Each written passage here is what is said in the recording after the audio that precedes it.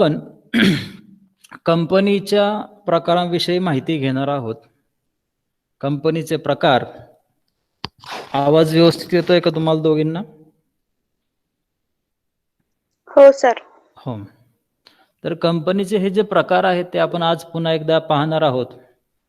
या कंपनीच्या प्रकारांमध्ये थँक्यू सर. या कंपनीच्या प्रकारामध्ये वैधानिक कंपनी, नोंदणीकृत कंपनी असे दोन प्रकार स्थापनेच्या आधारावर आपण पाहिलेले आहेत. पुन्हा एकदा मी त्याचं रिपिटेशन करतो. वैधानिक कंपनी म्हणजे जी ऍक्टने म्हणजे स्टॅच्युटरी कंपनी असं त्याला इंग्लिशमध्ये म्हटलं जातं. एखाद्या विशिष्ट कायद्याने जी स्थापन केलेली असते त्या कंपनीला काय म्हटलं जातं? वैधानिक कंपनी असं म्हटलं जातं.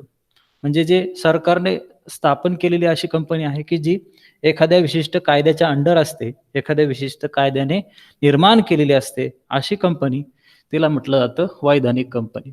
नंबर 2 जो आहे तो नोंदणीकृत कंपनी. नोंदणीकृत कंपनी म्हणजे ज्या कंपनीची नोंद कंपनीज ऍक्ट 2013 म्हणजे कंपनी कायदा 2013च्या अन्वये जी कंपनी नोंदणीकृत केली जाते त्या कंपनीला नोंदणीकृत कंपनी असं म्हटलं जातं. त्याला इंग्लिशमध्ये म्हणतात रजिस्टर्ड कंपनी. त्याला काय म्हणतात इंग्लिशमध्ये? Registered company. हे तुम्ही लिहून घ्या, पुस्तकात दिलेलं नाहीये. वैधानिक कंपनी त्याला म्हणतात स्टॅच्युटरी कंपनी. स्पेलिंग सह लिहून घ्या. काही गोष्टींची माहिती आपल्याला भविष्याच्या दृष्टीने माहिती पाहिजे की काय म्हटलं जातं. पुढे तुम्ही लॉ वगैरे शिकणार आहात, कंपनी लॉ शिकणार आहात, कंपनीचा ऍक्ट शिकणार आहात. मग स्टॅच्युटरी म्हणजे काय ते वैधानिक हे तुम्हाला माहिती पाहिजे इन ॲडव्हान्स. आणि जेव्हा ॲडव्हान्समध्ये काही गोष्टी माहिती असतात तेव्हा त्या विषयामध्ये रस निर्माण होतो. बरोबर. तर स्पेलिंग आहे स्टॅच्युटरीचं STATUTORY स्टॅच्युटरी कंपनी. कंपनीला शॉर्टकटमध्ये CO डॉट असे म्हटलं जातं. पहा. नंतर आहे मालकीच्या आधारावर. मालकीच्या आधारावर म्हणजे जे कंपनीचा मालकी कोणाच्या हातात आहे या अर्थाने. मग पहिली कंपनीचा प्रकार त्याच्यामध्ये सांगितलाय खाजगी कंपनी. जी कंपनी खाजगी लोकांच्या हाती म्हणजेच खाजगी व्यक्तींच्या हातात असते, ज्या कंपनीची मालकी त्या कंपनीला खाजगी कंपनी असे म्हटले जाते. आता कायद्याने एकदम सोपी व्याख्या केलेली आहे. जी सार्वजनिक कंपनी नाही ती म्हणजे खाजगी कंपनी. म्हणजे काय की ज्या कंपनीमधील भागधारक हे ठरलेले असतात. काही खाजगी व्यक्ती एकत्र येऊन ती कंपनी स्थापन करतात आणि त्यासाठी कमीत कमी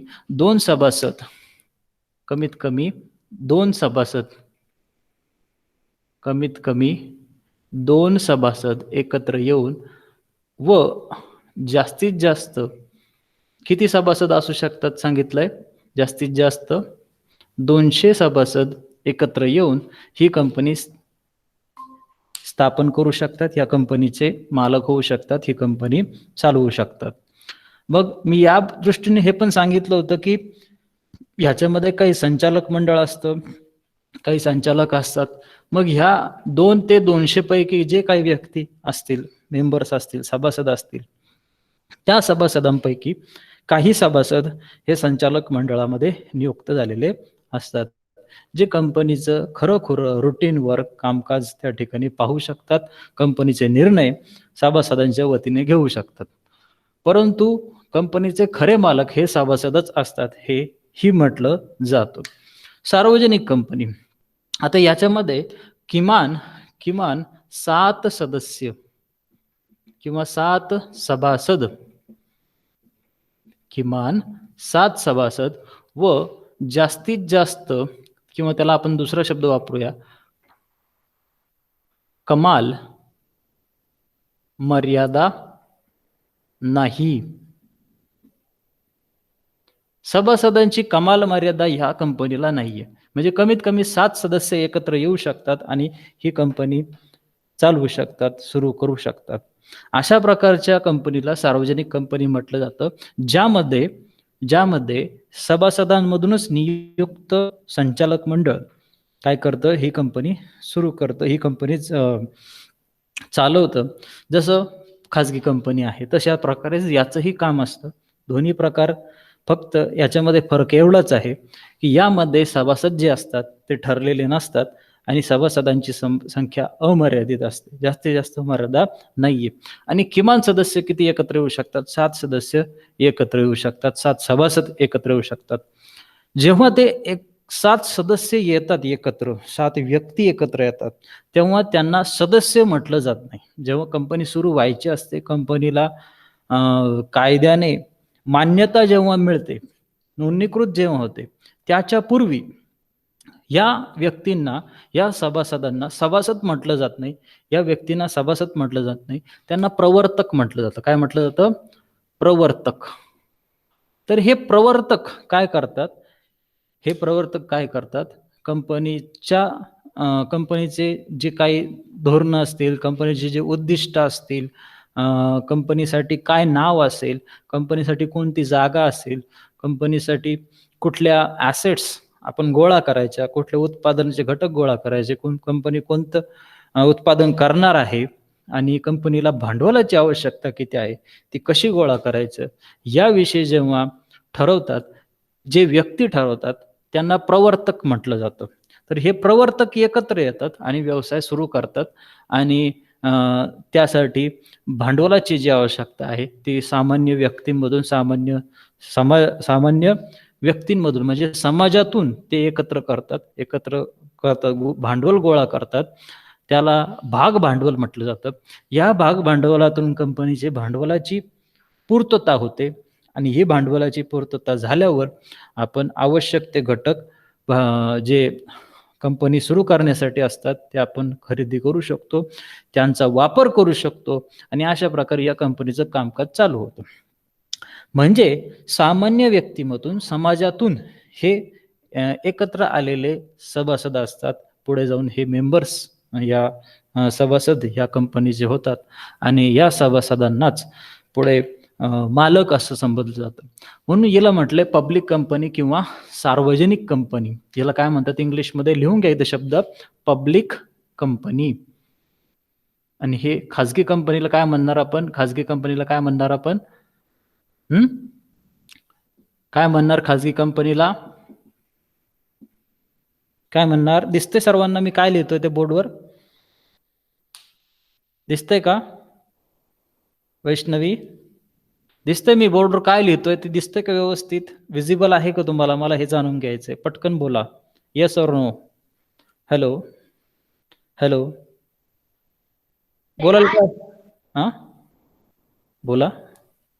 हिना, तेजश्री, बोला पटकन. कोणीतरी सांगा की काय हे दिसतंय का मी जे लिहितोय हे? का छोटं पडत आहे अक्षर? काय अडचण नाही ना तशी? नाही सर. ओके. मग पुढे जो आहे तिसरा प्रकार जो आहे ते वन पर्सन कंपनी. त्यालाच इंग्लिशमध्ये ओपीसी किंवा वन पर्सन कंपनी असं म्हटलं जातं. म्हणजे एक व्यक्ती कंपनी, वन पर्सन कंपनी. त्याला इंग्लिशमध्ये म्हणतात ओपीसी, शॉर्टकटमध्ये म्हणतात ओपीसी. आता ही नवीन संज्ञा कायद्यानुसार, कायद्यामध्ये बदल झालेल्या नुसार निर्माण झालेली आणि तुमच्या सिलेबसमध्ये आलेली आहे की ओपीसी म्हणजे एक व्यक्ती सुद्धा आता कंपनी स्थापन करू शकतो. बघ ती प्रायव्हेट असेल का पब्लिक असेल, ते प्रायव्हेटच असणार आहे. म्हणजे कारण खाजगी कंपनीचं असणार आहे, कारण तो एकच व्यक्ती आहे, एकच मालक आहे आणि त्यानेच सगळं भांडवल पुरवलेलं आहे. कायद्याने जे कंपनीचं सभासदत्व आहे ते फक्त एकाच व्यक्तीला आहे. म्हणजे सर्व भांडवल त्यानेच पुरवलेलं आहे. तोच कंपनीसाठी कर्ता व्यक्ती आहे. कंपनीचे छोटे मोठे निर्णय तोच स्वतः घेतो आणि इतर व्यक्तींची त्याने अपॉइंटमेंट बाकी कामांसाठी केलेली आहे. जसं आपल्या शाळांमध्ये सुपरवायझर्स असतात, शिक्षक असतात, असं प्रत्येकाचं एक विशिष्ट जॉब ठरलेला आहे, प्रत्येकाचं काम ठरलेलं आहे.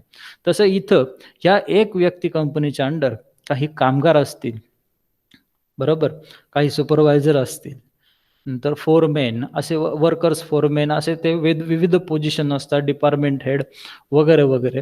तर त्यांचं हे बायफर्केशन, हे क्लासिफिकेशन किंवा वर्गीकरण ह्या एकाच व्यक्तीच्या हातात असतो. तो एकटाच त्या व्यक्तींवर नियंत्रण करू शकतो. अशा प्रकारची ही कंपनी आहे एक व्यक्ती कंपनी. मात्र सार्वजनिक कंपनीमध्ये आणि खाजगी कंपनीमध्ये हे जे नियंत्रण आहे, हे जे व्यवस्थापन आहे, हे अनेक व्यक्तींमध्ये विभागलेलं असतं. एक व्यक्ती कंपनीमध्ये ते केंद्रित झालेलं असतं, ते एकाच व्यक्तीकडे. एकच सभासद असतो, एकच व्यक्ती भांडवल पुरवणारा असतो. तर अशी ही एक व्यक्ती कंपनी, जी नवीन संज्ञा आत्ताच्या कायद्यामध्ये रिसेंटली आलेली आहे. तर ह्याच्यापूर्वी ही संज्ञा नव्हती. ओपीसी हा प्रकारच नव्हता मालकीच्या आधारावर.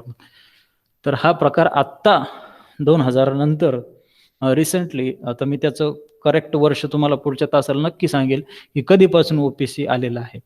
पुढे जबाबदारीच्या आधारावर भागांनी मर्यादित कंपनी, हमीने मर्यादित कंपनी, अमर्यादित कंपनी.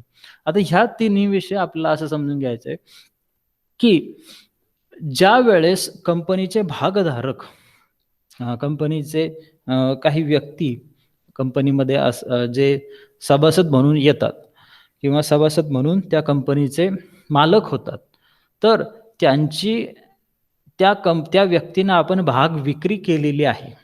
त्या व्यक्तींना आपण इन्व्हिटेशन म्हणजेच काय, आमंत्रण दिलं कशासाठी? फक्त भाग खरेदी करण्यासाठी. इन्व्हाइट केलं, to invite the purchase the shares of the company. कंपनीचे भाग खरेदी करा आणि तुम्हाला त्याच्यावर डिव्हिडंड म्हणजे लाभांश दिला जाईल आणि त्याचबरोबर काही हक्क दिले जाईल. अशा वेळेस जे भागधारक, जे व्यक्ती अर्ज करतात, अर्जदार म्हणतात त्याला त्यावेळेस, आणि ते अर्ज मान्य केले जातात कंपनीद्वारे, कंपनीच्या सेक्रेटरी आणि संचालक मंडळाद्वारे, आणि त्या व्यक्तींना आपण भागधारक म्हणून आपल्या पुस्तकांमध्ये नोंदणी करतो, त्यांचं सभासदत्व आपण मान्य करतो. अशा सभासदांनी जी बनलेली कंपनी असते आणि जी भागांनी मर्यादित कंपनी असते, त्याला म्हटलं तर भागांनी मर्यादित कंपनी. म्हणजे काय? ज्यामध्ये कंपनी भाग भांडवल गोळा करते, अशी प्रत्येक कंपनी भागांनी मर्यादित कंपनी असते. जी कंपनी भाग भांडवल गोळा करते, अशी प्रत्येक कंपनी भागांनी मर्यादित कंपनी असते. मग पुढचा भाग काय आहे? तो हमीने मर्यादित कंपनी.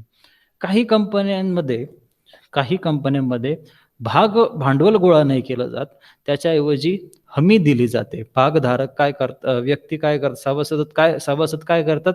हमी देतात एखादे ॲसेट पुरवण्यासाठी, मालमत्ता पुरवण्यासाठी. आता ह्याच्यामध्ये काही विशेष शब्द तुमच्या पुस्तकामध्ये काय दिलेत ते मी एकदा वाचून तुम्हाला सांगतो. त्याच्याविषयी काय कलम आहे वगैरे तेही आपण जाणून घेऊया. दोन्हींचं जाणून घ्या, भागांनी मर्यादित कंपनीचं पण, कारण पुस्तकी भाषा आपण काही वापरली पाहिजे. हा कंपनीचा सर्वसामान्य प्रकार आहे. भागांनी मर्यादित कंपनी हा सर्वसामान्य प्रकार आहे. या कंपनीच्या सभासदाची जबाबदारी त्याने खरेदी केलेल्या भागाच्या दर्शनी किमती एवढी मर्यादित, किमती इतकी मर्यादित असते. अशा कंपनीला भागांनी मर्यादित असे कंपनी असे म्हणतात. म्हणजे प्रत्येकाने जितकं भांडवल खरेदी केलेलं असतं, जितकं भांडवल गुंतवलेलं असतं आणि त्यामध्ये पैसा गुंतवलेला असतो, त्या कंपनीमध्ये पैसा गुंतवलेला असतो, त्या भागांच्या दर्शनी किमती एवढी जबाबदारी त्या प्रत्येक भागधारकावर असते. याला म्हटलं तर भागांनी मर्यादित कंपनी. म्हणजे काय? समजा मी एखाद्या कंपनीमध्ये XYZ नावाची कंपनी आहे. कोणती कंपनी आहे? कोणती कंपनी? ऐकू येतं ना सर्वांना? कोणती कंपनी आहे? कोणती कंपनी आहे? बोला. ऐकू येतंय सर्वांना? हॅलो? अरे बोलत चला, पटपट बोला. कोणीतरी बोला. तेजश्री? हॅलो? पटकन बोला. व्यवस्थित आवाज येतोय का नाही? मध्ये मध्ये काही प्रॉब्लेम येतोय का? हे पण मला जाणून घ्यायचं असतं, म्हणून मी बोलायला होतं. बाकी काही प्रश्न नाहीये. आलं लक्षात? तुम्हाला त्रास द्यायचा असं काही विचार नाहीये माझा. बोला पटकन. तेजश्री? हॅलो? म्हणजे यांनी फक्त मोबाईल ऑन करून ठेवले की काय ते पण कळेना. हॅलो? हा, वैष्णवी बोल बरं. हे सांगेल लगेच. वैष्णवी? हॅलो? हॅलो?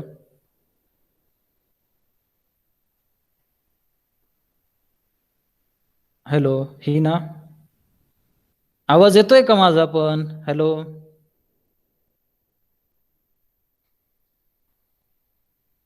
काही अडचण आहे का? अरे बोला पटकन, नाही तर मग लेक्चर थांबवायला मला नाही कळत तर जाऊ दे. मग आता काय तुम्ही बोलत नाही याच्यात काय अर्थ आहे? हॅलो हॅलो हॅलो सर, येतोय आवाज. येतोय, मग बोला पटकन. बोलायला काय अडचण आहे तुम्हाला? बोलत चला. हो सर. हा, मध्ये मध्ये उत्तर द्या. काही नाही, बॅकग्राऊंडचा आवाज आला तरी मी काय तुम्हाला ओरडणार नाही, काही नाही, काही नाही. हा, मला हो असं सर. सांगायचं होतं की हमीने मर्यादित असं जसं भांडवलाने मर्यादित कंपनी, जसं मी तुम्हाला सांगत होतो की भाग भांडवल जेवढं गोळा केलेलं असतं एखाद्या व्यक्तीकडून दर्शनी मूल्य, जसं मी आता तुम्हाला उदाहरण देत होतो, एक XYZ कंपनी आहे, त्याचे शेअर्स मी खरेदी केले आणि ते शेअर्स खरेदी केल्यावरती कंपनीचे जे काही संचालक मंडळ असेल ते माझं ऍप्लिकेशन्स बघतील, म्हणतील की आता हे ऍप्लिकेशन बरोबर आहे की नाहीये, त्याच्यावर चर्चा करतील आणि मला भाग अलॉट करतील, सदस्यत्व मिळेल मला, बरोबर ना? मग मी सदस्यत्व मिळालं, मी भागधारक झालो. मग मी जेवढं काही भाग भांडवल त्यामध्ये गुंतवलेलं आहे, सपोज टू बी मी 10,000 त्या कंपनीला दिले. किती रुपये दिले? 10,000 रुपयाचे शेअर्स खरेदी केले मी, रुपये 10,000. ठीक आहे, 10,000 रुपयाचे शेअर्स खरेदी केले. प्रत्येकाची दर्शनी किंमत 10 रुपये होती समजा. प्रत्येकाचं प्रतिभाग किती होती? दर्शनी किंमत किती होतं? प्रतिभाग 10 रुपये होतं. म्हणजे मी असे किती शेअर्स खरेदी केले? 1,000 भाग मी खरेदी केलेले असतील, बरोबर? मग ह्या 10,000 एवढी रक्कम किंवा 1000 शेअर्सचे जे भाग फेस व्हॅल्यू आहे, दर्शनी मूल्य जे आहे, ते दर्शनी मूल्य एवढीच माझी जबाबदारी असते. त्याला म्हटलं जातं भागांनी मर्यादित कंपनी. म्हणजे प्रत्येक व्यक्ती अशा प्रकारचे जे भाग विक्री करून भांडवल उभा करणाऱ्या कंपन्या असतात त्यांना म्हटलं जातं भागांनी मर्यादित कंपनी. म्हणजे माझ्यासारखे अनेक भागधारक असतील जे काय करतील, पैसे गुंतवतील, वेगवेगळ्या प्रकारचे किमतीचे शेअर्स खरेदी करतील. एखादा 12,000चे शेअर्स खरेदील, दुसरा 5,000चे खरेदी करेल, एखादा फक्त 2च शेअर खरेदी केले, एखादा 10 शेअर खरेदी करेल. मग जेवढी किंमत त्याने मोजलेली आहे तेवढीच रक्कम देण्यापुरती त्याची जबाबदारी असते. तेवढीच रक्कम देऊ करण्यापुरती त्याची जबाबदारी असते. म्हणजे माझी जबाबदारी किती आहे? 10,000 रुपये पेड करण्याची एवढीच जबाबदारी आहे. एवढंच दर्शनी मूल्य परतफेड करण्या एवढीच जबाबदारी माझी आहे. म्हणून जबाबदारीने मर्यादित कंपनी, भागांनी मर्यादित कंपनी याला म्हणायचं. पुढचं पाहूया, हमीने मर्यादित कंपनी. कंपनी कायद्याच्या कलम 221 उपकलम 21 नुसार कंपनीच्या घटनापत्रकात विसर्जनासमयी बाह्य देणी देण्यासाठी कंपनीची मालमत्ता अपुरी पडल्यास कंपनीचा प्रत्येक सभासद किती रकमेपर्यंत भरपाईची हमी देईल किंवा करेल याबद्दल स्पष्ट उल्लेख केला जातो. त्याला हमीने मर्यादित कंपनी असं म्हटलं जातं. म्हणजे काय की कंपनीच्या विसर्जनाच्या समयी म्हणजे किंवा लिक्विडेशन करताना, कंपनी बंद करताना, की आता कंपनी बंद का करायची? मी तर म्हटलं होतं की तुम्हाला की कंपनीला चिरंतन अस्तित्व असतं, ती कधीच बंद पडत नाही, बरोबर ना? आहे तसं आहे की एखादी कंपनी फार लॉस मेकिंग युनिट झाली, म्हणजे फारच तोटा सहन करते वर्षानुवर्ष, जेडब घायला आली किंवा कायद्याने त्याच्यावर काहीतरी कारवाई केली, कंपनी बंद पाडली. अशा वेळेस समजा त्यांनी फ्रॉड केला असेल किंवा काही मोठी गोष्ट असेल किंवा प्रदूषण केलं असेल, काही असेल, मोठा घटक, एखाद्या मोठी घटना त्यांच्याकडून जी घडली असेल, अशा काही प्रश्नांवर सोल्युशन म्हणून काय केलं तर कंपनी बंद केली जाते. मग अशा वेळेस जे देणेदार असतात कंपनीचे, प्रत्येक कंपनीने काहीतरी भांडवल बाजारातून काय केलेलं असतं, भांडवल गोळा केलेलं असतं, गुंतवणूकदारांकडून भांडवल घेतलेलं असतं, ज्याला आपण कर्जाऊ भांडवल म्हणतो. आणि या कर्जाऊ भांडवलाची पूर्तता करणं गरजेचं असतं, कारण ते परतफेड करणं त्याची फार मोठी जबाबदारी असते. मग अशा वेळेस जर कंपनीच्या विसर्जनाच्या वेळी कंपनीच्या ह्या मालमत्तेची जबाबदारी किंवा मालमत्ता विकत घेण्याची आणि त्या देणेदारांची किंमत मोजण्याची जबाबदारी हमी जर भागधारक किंवा सदस्य भागधारक नाही म्हणता येणार, सभासद जर घेत असतील तर त्यावेळेस त्या कंपनीला म्हटलं जातं हमीने मर्यादित कंपनी. म्हणजे ते व्यक्ती काय करत असतात, कंपनीची हमी घेत असतात, गॅरंटी घेत असतात, की तुमची कंपनी बंद पडल्यावर जे काही तुमचे देणे असतील ते परतफेड करण्यास आम्ही बांधील राहू. आम्ही तुमची मालमत्ता जी काही असेल, ॲसेट्स असतील, मालमत्ता, मशिनरी, बिल्डिंग वगैरे यांच्या विक्रीमध्ये तुमची मदत करू आणि त्याचबरोबर तुमचं तरीसुद्धा जर काही देणं राहिलं, तर ते देणं देण्यासाठी आम्ही तयार आहोत. असं यालाच काय म्हटलं जातं, हमीने मर्यादित. म्हणजे आपण हमी दिली त्यांना. त्या सभासदांनी त्यांना काय दिलेली आहे, हमी दिलेली आहे, की देणे देण्याची लायबिलिटीज आपण ज्याला म्हणतो, कंपनीची देणी देण्यासाठी मदत करू, हे आश्वासन त्यांनी दिलेलं असतं. नंतर आहे अमर्यादित कंपनी. ज्या कंपनीच्या सभासदांची जबाबदारी म्हणजेच देयता अमर्यादित असते, तिला अमर्यादित जबाबदारी असलेली कंपनी असे म्हणतात. व्यावसायिक देणी देण्यासाठी भागधारक पूर्णपणे जबाबदार असतात. या कंपन्या खाजगी, सार्वजनिक व एक व्यक्ती कंपनी असू शकतात.